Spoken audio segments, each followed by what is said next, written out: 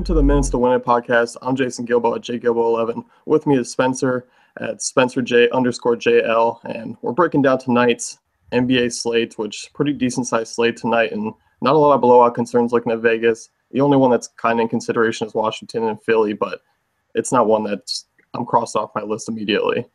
Right, and there's a lot of great matchups to go around in that one. So, I mean, you're going to want to still target that regardless. It's only a 10-point spread there, so not tremendous blowout concern, but just something to be cognizant of. Yeah, I mean, there's a ton of games tonight that are, over 200. Obviously, Brooklyn and Sacramento is kind of your next highest game total there, and you're loving that one on both sides just because both sides have just been horrendous defensively this season. Sure.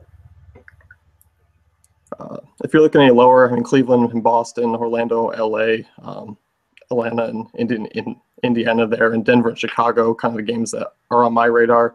You looking at any of the other games there below that? Not really. I mean, not from a over-under concern that you're attacking. Did you say Chicago, Denver? Yeah. I think you mentioned that. That should be a tight game. 2-point spread there at Denver, 205 over-under. So pretty decent environment for fantasy production.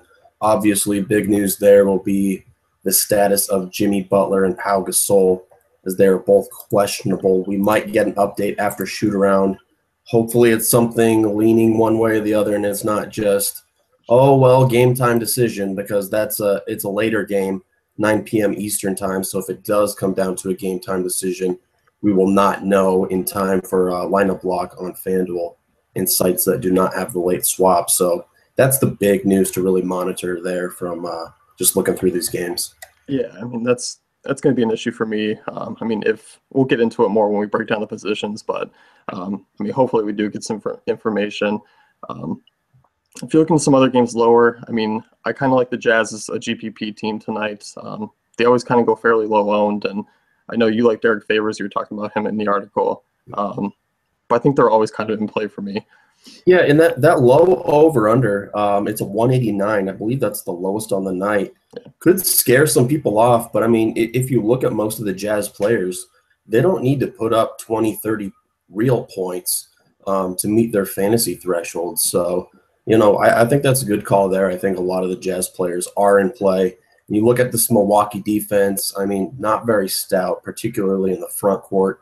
Their rebound rate is in the bottom 5, I believe. So, especially look at those bigs when kind of looking for a sneaky GPP play. Yeah, definitely. I mean, Utah's team total is at 98, so it's still very solid in comparison with the other teams. So I definitely don't mind attacking there. Moving over towards the positions here, looking at point guard, Kemba Walker is probable tonight. Said he felt fine. Looks like he's going to be back.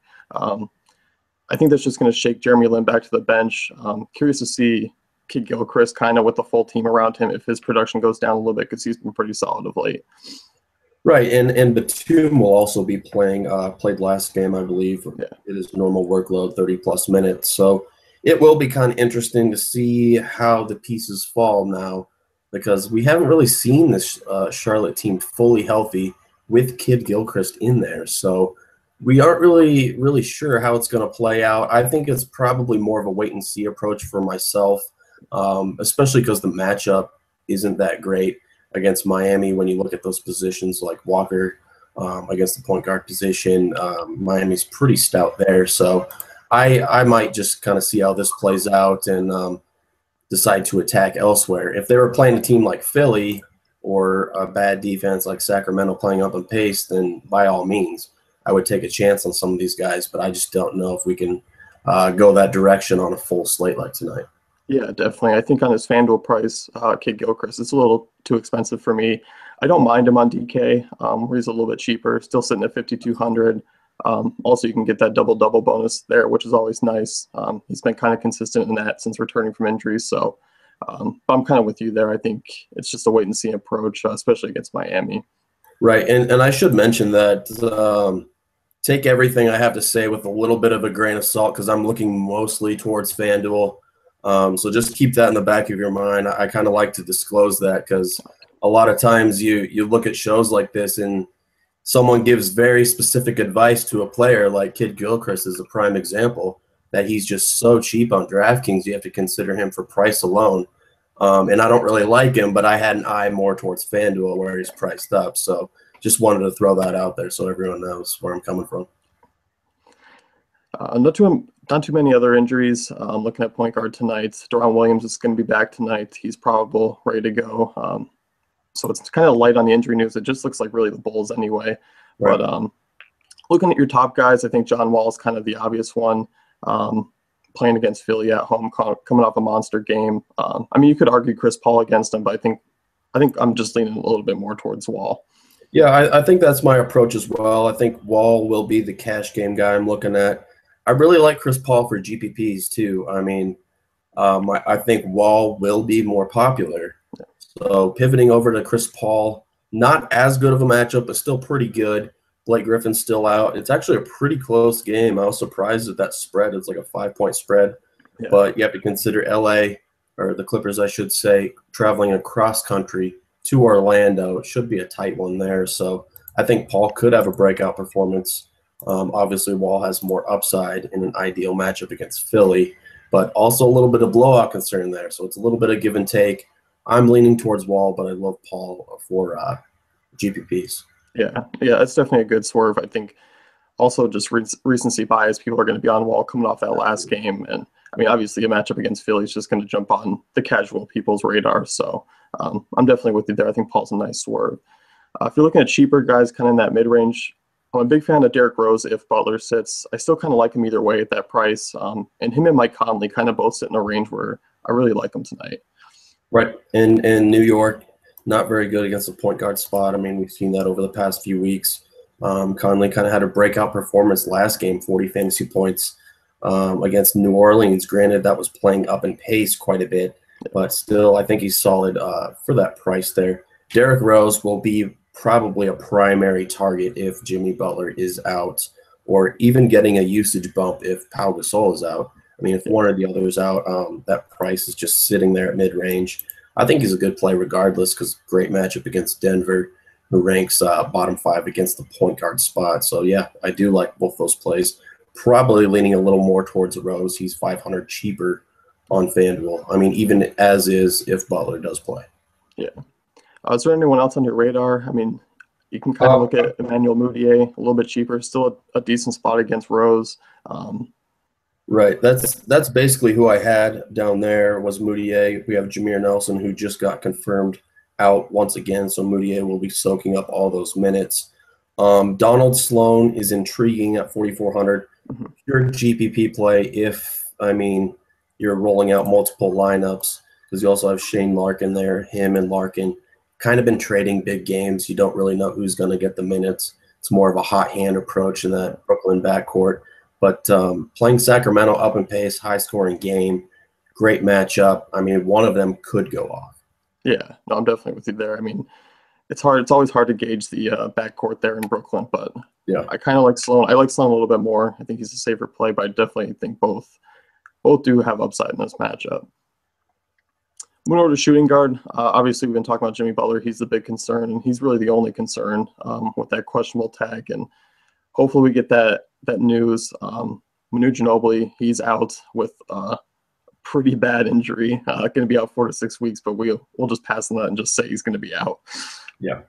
When looking over this shooting guard slate, I like Dwayne Wade. I think that's a pretty good matchup against Charlotte. Actually, I mean, it's more neutral than it looks because he's going to have Nick Batum on him, maybe Kid Gilchrist a couple times. But I mean, I kind of like him. I'm not crossing him off my list completely. I'm also not reaching towards him. I don't think you have to go that route. But if I'm building multiple entries, I will have a couple with Dwayne Wade in them. Yeah, I guess, I mean, my only knock, I mean, he's been a great fantasy production guy of late. It's just when he doesn't see over 30 minutes, I kind of get bugged a little bit if I'm paying up that high, you know. But, I mean, I'm definitely with you there. I think he's kind of your safer cash game option tonight. Obviously, he has GPP upside. But I kind of like some guys in that taking some chances here because there's not a lot of great matchups, but there are some guys in some really good spots. I mean, if you get some, I like Victor Oladipo. I know you like him for tournaments tonight. Obviously coming off a big game, and I mean, I think the matchup's a little easier than perceived with Oladipo at the shooting guard spot. Yeah, I think the individual matchup lines up very well. I mean, some people look at it on paper and say, oh, the Clippers rank, 12th through 15th against backcourt. So, but I mean, just consider Oladipo and his aggressive nature taking it to the hole against J.J. Redick or Jamal Crawford. I mean, that's a good individual matchup just for his skill set. So he's coming off a great game. He might be a little more popular because he hit 55 fantasy points last game. 39 the game before against the Spurs, which is pretty surprising. Shows you that he can get it done even in the tough matchups. And as we said earlier, this should be a tight game that kind of goes down to the wire. So Orlando at home, I really like this spot, and I still think he's a little bit underpriced given his upside and his current role. Yeah. Kind of with the state of shooting guard tonight, do you see him just as a GPP player? Could you lean on him in cash as well? I think you can go for cash. Obviously, if it's not there, if you have to force him in there, there are other places to look in the value section for shooting guard, especially if Jimmy Butler's out. We'll get to that in a little bit. But I think he is definitely cash game playable if he fits nicely into what you're trying to do. Yeah. There's some other guys that kind of are on our radar tonight. Monta Ellis, Rodney Hood, Will Barton, kind of three sitting in that same range. I mean, they're all kind of borderline tonight. I like them more in GPPs, but I can't get behind a lot of these guys who are lower. Right. The only guy I'm really looking at below that range as of now is Joe Johnson against Sacramento in that matchup because he's seeing the minutes. He's playing 36 minutes. Granted, he's good for a dud every now and then, but I mean, the price is low, and this matchup is just too good against Sacramento, who's been one of the worst teams against opposing backcourts, opposing shooting guards in particular, over the past, 3 years? I mean, however long Ben McLemore's been there, basically, because we know he's not good at defense at all. So I could just see Joe Johnson playing up in pace there, easily hitting value, and he does have upside beyond that. Showed it last game. 39 fantasy points against Indiana. So I think it's a risk reward pick there, but the price is so low. There's really not even that much risk. So I'm looking at him in all formats, especially tournaments though. Yeah, I'm definitely with you there. I mean, his assists have been up lately. He's coming off a 9-assist game. I mean, which is always kind of rare for Joe Johnson, assistant. Yeah, don't count on that, but but I mean, his peripheral numbers have been up this season, so it is encouraging to see. And speaking of Ben McLemore, he was healthy last game but didn't see the start. Marco Bellinelli did and played 35 minutes. I mean, for kind of almost, a punt play if he sees 30-plus minutes again against this Brooklyn defense, I mean, he's a kind of a nice value option. Right, and Brooklyn's in the bottom 5 against shooting guards too, so the matchup lines up as well. And I think you are taking a little bit of a risk because we don't know if Ben McLemore will be more in the fold. Maybe they're just being cautious with him coming off of injury. Maybe they're going to ramp up his minutes more because he responded well to those minutes earlier last game. So, but shooting guard's pretty weak, as we said, and there are not many well-priced options that we're looking for as locks. So taking a risk on a near minimum salary guy like Bellinelli, I think it's warranted. I mean, especially if he's confirmed as the starter tonight. Yeah, I think, with the Butler news, obviously Etwan Moore stepped in kind of at a similar price tag.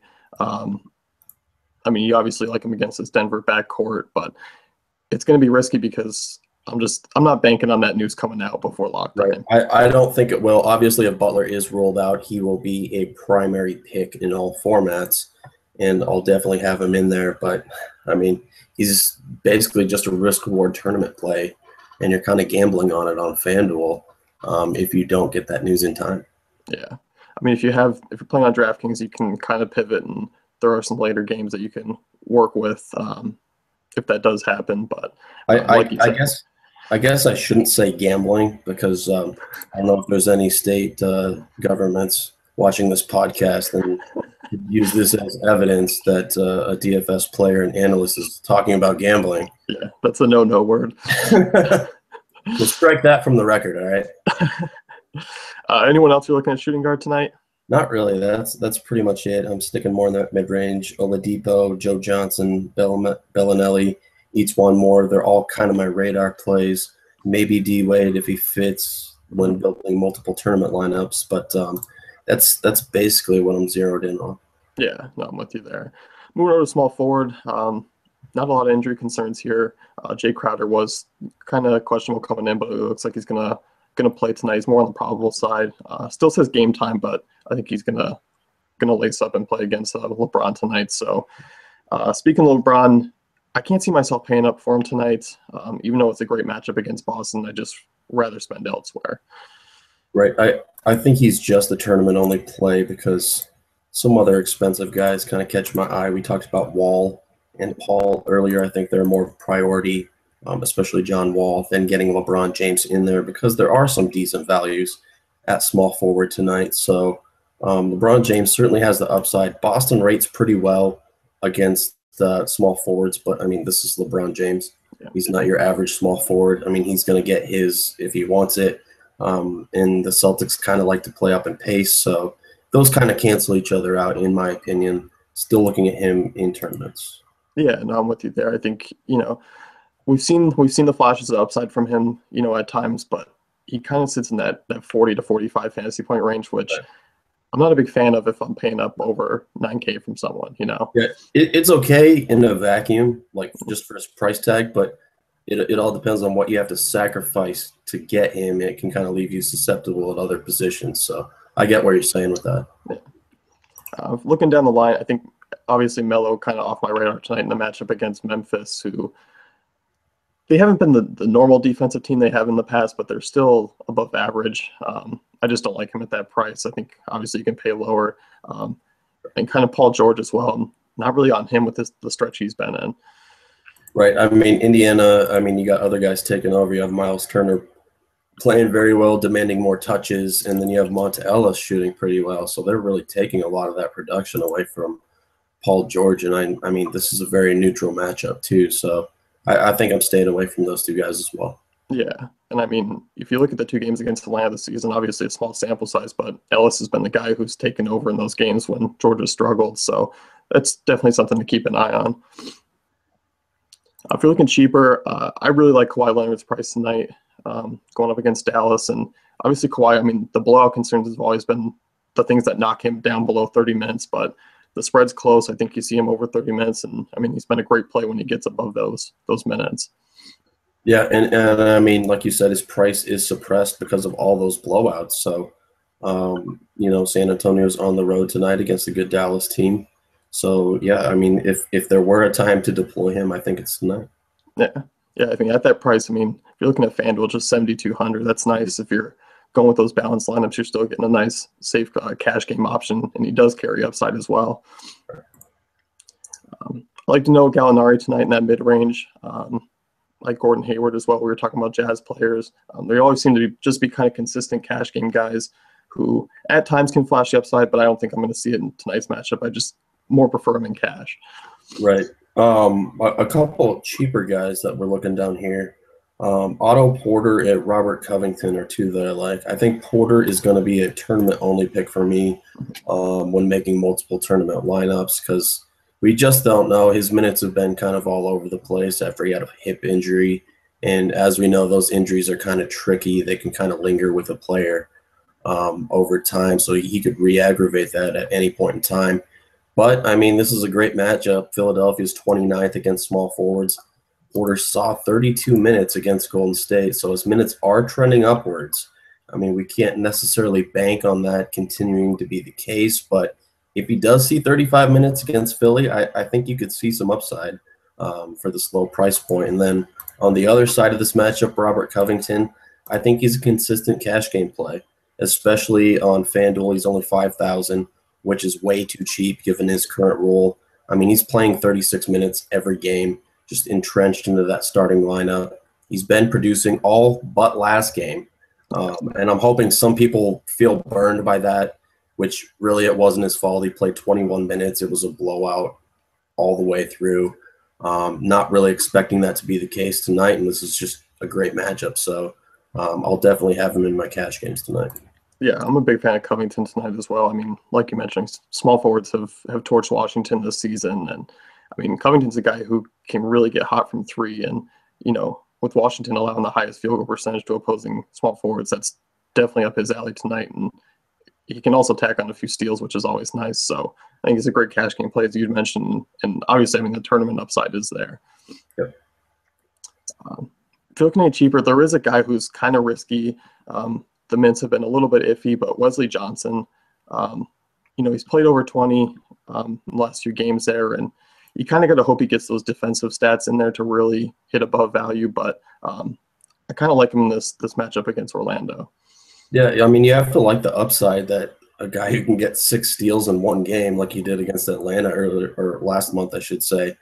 But he doesn't have the revenge going on his way tonight. He had that last game against Minnesota, the team that drafted him, then didn't play him, then dumped him. But yeah, I mean, this is still a decent matchup against Orlando. And basically, yeah, you're looking for those defensive stats. You're hoping he sees over 25 minutes and can maybe get a couple alley-oops from Chris Paul along the way. So, yeah, I don't mind him as kind of a filler that allows you to spend up for upside at other positions. Yeah, I mean, it's definitely kind of a high risk, high reward with him. So definitely more reserved for tournaments tonight. Anyone else you're looking at?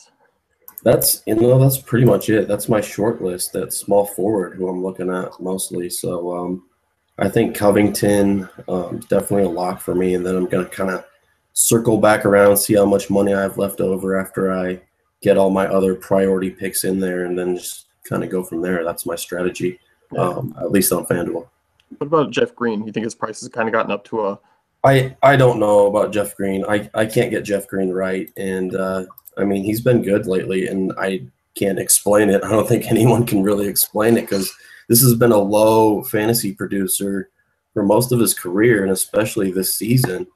I mean, you had it earlier in the season. He was seeing 30, 35 minutes, but producing, 17, 18 fantasy points. And now he's all of a sudden exploding 20-plus real points in 4 straight games. I mean, I just can't do it. I can't chase that. I won't criticize anyone if they do because it's really not a bad matchup against New York, who ranks 25th against small forwards. But I just don't think I myself can do it. Maybe if I land on him as my last pick and he fits with everything else that I'm trying to do, I might take the chance there, but I'm not just going to seek him out and plug him into my cash games. Yeah. I mean, the guy's been on just kind of a real tear lately. I mean, he's shooting over 60% in the last 4 games, and as you mentioned, 20-plus points in the last 4. So, I don't know if that's just me being stubborn because I missed out on him for those 4 games, and I just don't want to get bit by the fluke and feel dumb about it. But I'm not a believer. Let me just put it that's my short answer there. Yeah, no, I mean, I can understand that. I mean, Green's been a disappointment for 70% of the games this season, and the 30%, he hits. So, I can definitely be off of him. But I think, as you mentioned, I think if he fits, you maybe take a chance on him, but no way you're kind of forcing him into cash games. Right. Move over to power forward tonight, and once again, not a ton of injuries. I mean, you're looking at Mirotic, who's been out. He's been out for some time now, and he's going to be out until after the All-Star break. You've seen Doug McDermott play a little bit more. You've seen Bobby Portis play an uptick in minutes, but still not great. I think it's still just going to depend on Gasol news for me, because if Gasol sits, obviously Gibson's going to be the big man down low, kind of the primary big guy, and then you'll likely see Portis slip into that lineup. Yeah, I mean, I think Taj becomes one of the most safe plays if Pau Gasol is out. Portis becomes very intriguing GPP play that can be cash playable if you're willing to tolerate that risk and if you weigh the benefits that it gives you, exposure to some of those higher end guys at other positions. But yeah, I mean, it's a good matchup too, so we have to consider that alone for Taj. So I think he's a solid filler even if Gasol plays or even if we don't receive word in time. So he's definitely on my radar as someone that I'm seeking out tonight as kind of my second power forward. Yeah, I'm definitely with you there. And, as you mentioned, I mean, he's kind of a safe play either way. I mean, he's averaging 34 minutes in the last 5 games and kind of just sits in that range where he's going 8 and 9 kind of each night with maybe a couple of blocks. So definitely a safe guy who's going to get you that 25 fantasy point floor on either site. And He's obviously a little bit cheaper on FanDuel, but I think he's definitely still in play on both sites. And if we don't get that news, I still think Gibson's the easy plug and play. Mm-hmm.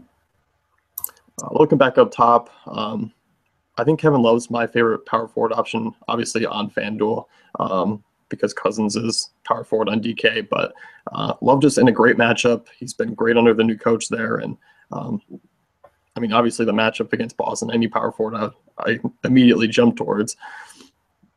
Yeah, I mean, Boston ranks, around 20th, again, in defensive efficiency against power forwards this year. And Kevin Love, just huge uptick in usage under Tyronn Lue. Shout out to fellow Nebraska alum there.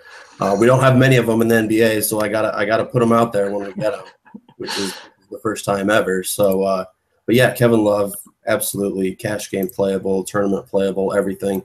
Still priced down considering his recent production. So just keep taking advantage of that. And this is a great close matchup, playing up in pace. I mean, what more could you ask for, really? Yeah, definitely.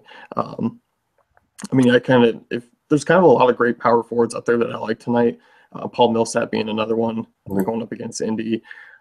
I think I'm going to more reserve him for tournaments just because he's a similar price to Love.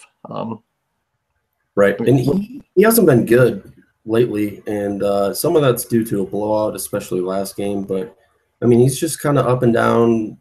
He's due for a breakout performance any point in time, but I'll definitely reserve him for tournaments only. Probably take Love in cash games or Derek Favors. I wrote him up in my tournament article today, the GPP green light column. You can see that at the homepage there. But I think he's playable in cash games as well. Still way underpriced given that he's playing his normal 36 starter minutes. He was playing around 20 minutes, I believe, for 3 games coming off his injury. Now he's back to that full allotment of playing time. And it's a great matchup against Milwaukee, who ranks 26th against power forwards. So Kevin Love, Derek Favors are 2 of the guys that I like at the top end. The reason I had Derek Favors written up in my GPP articles because I think Kevin Love is going to have a higher ownership percentage, and I think Favors is kind of within that same projection range. Maybe Love has a couple points on him, but if for some reason it doesn't pan out with Kevin Love and Derek Favors eats, I mean, you're going to be sitting pretty in tournaments. Yeah, definitely. I mean, Favors has that big block upside.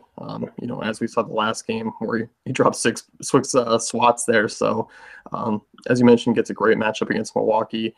I love his price. I just think it sits right for all formats tonight.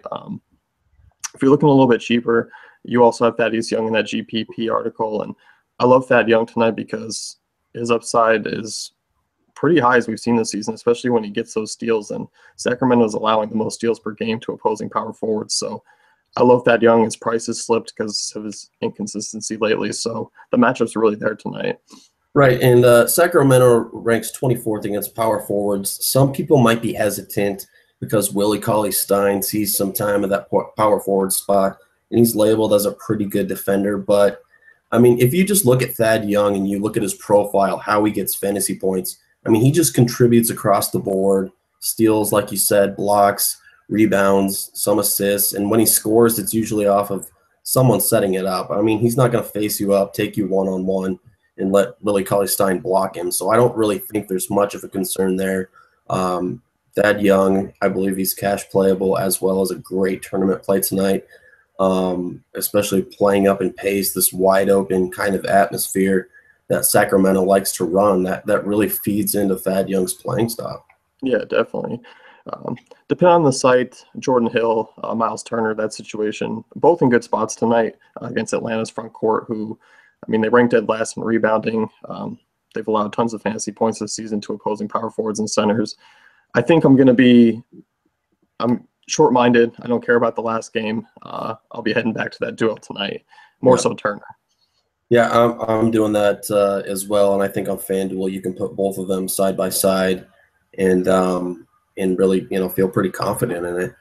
This Atlanta front court isn't the greatest against the center position. They ranked around 20th, I believe. So pretty decent matchup there, and both these guys should see enough playing time to pay off their price points, if not have the upside above. I mean, we've seen it out of both of them.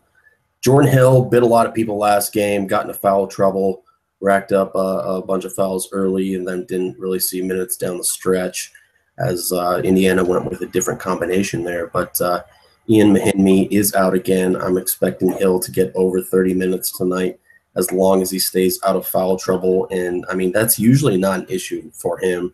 I mean, yeah, sometimes he goes for the blocks when he shouldn't. But playing against Al Horford and Paul Millsap, they're both kind of jump shooters. They're not going to really take him to the lane and, demand him to try and block shots or try and, be too aggressive on the defensive end. So I think he can stick in there and easily hit value tonight. So I'm definitely putting that last game out of my mind and rolling with Jordan Hill on some lineups. Yeah, no, I'm definitely with you there.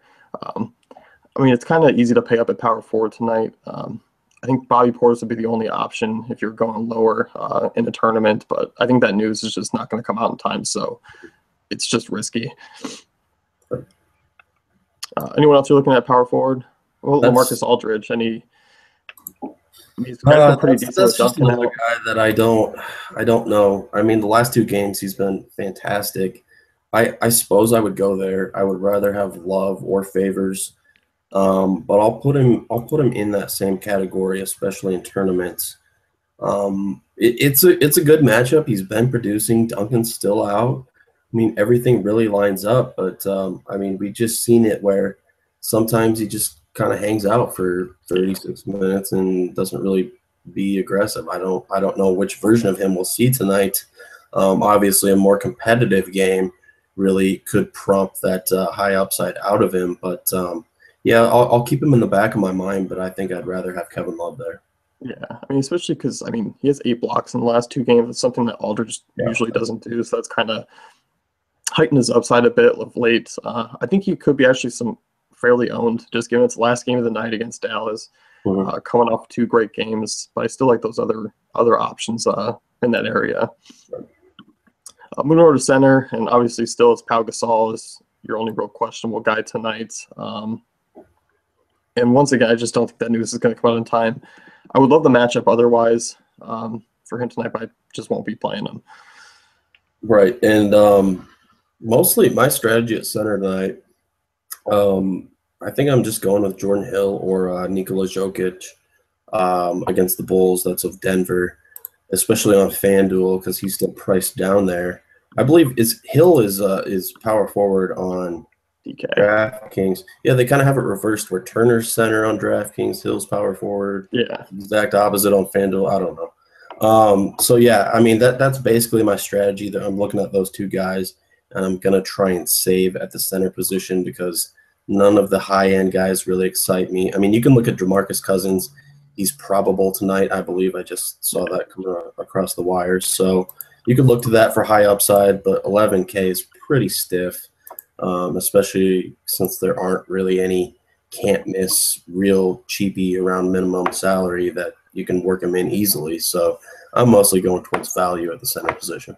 Yeah, and I think the 2 guys you mentioned, Hill earlier and Jokic. I mean, Jokic is finally seeing minutes, 29, 30, 35, 25 in the last 4 games there. And, I mean, his fantasy points per minute has been extremely solid this entire season. It's just been the minutes that have lacked. Right, and he played 29 minutes last game against Utah. Tough matchup there. Still produced pretty reasonably, and he got into foul trouble too. So he's still seeing those minutes. Just kind of think what could have been if he didn't get into foul trouble. Could have seen 35 minutes for the second time in 3 games there. So I think they'll need him, especially if Pau Gasol plays, to kind of counter that big front line. And plus, I mean, how can you not play the guy? I mean, he's been producing. He's their best producer. And Denver's playing a lot better with him in the lineup. So I think they have to go his way. They have to give him the ball and just have him continue to eat. Yeah, no, I'm definitely with you there. And I mean, you're just looking at that matchup and that price tag. I think it's just stellar for tonight, and it kind of allows you to work in other options at other positions. So I definitely like that. And he's a guy who just produces across the board, defensive stats, assists. I mean, you name it, he's going to do it. You're kind of looking at that Orlando Clippers game. I think both sides are nice GPP center plays with Vooch. Vooch, more so DeAndre Jordan with his upside than Vooch, but I I mean, I can't knock that price tag of Fucci Main there. Yeah, yeah, both of them are pretty decent plays. The only concern I have with Vooch is that we don't really know in that Orlando offense who's going to get the work in any given game. Sometimes it's Vooch, sometimes it's Oladipo. They've kind of been trading off and on big games. I mean, granted, they both have room to coexist and have decent fantasy performances, but more times than not, it's one or the other. So that's where kind of a risk reward comes in, especially for this price at 7,900. At least in my mind, that's kind of how I'm approaching him tonight. Yeah, I mean, you kind of look at that last game against OKC. You'd expect a real close, high-scoring game. You expect to look at the box score and see, him have a big game, but he only won 16, 3 and 3. So, but he's, I mean, coming off a 42 fantasy point game against San Antonio and a 50 fantasy point game against Boston. I mean, both sides haven't been great against centers this season. So, I mean, I'll definitely take some tournament shots with one of those two.